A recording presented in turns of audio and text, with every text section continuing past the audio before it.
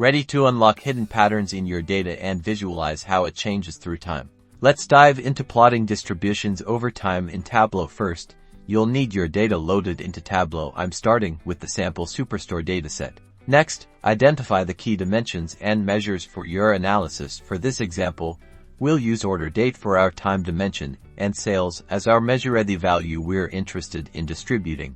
Drag order date to your column shelf. Tableau will automatically default to a date hierarchy, then bring sales onto the rows shelf. Initially, this creates a line chart showing the sum of sales over time, but we want the distribution. Change the mark type from automatic, usually a line chart, to a histogram under the marks card. Now, Tableau creates a histogram of sales. If you are not seeing it change, right-click on the sales measure in the rows shelf, and under the measure option, select count sales. This will display the number of sales. Based on the range of values, this shows us the distribution, how frequently different sales amounts occur.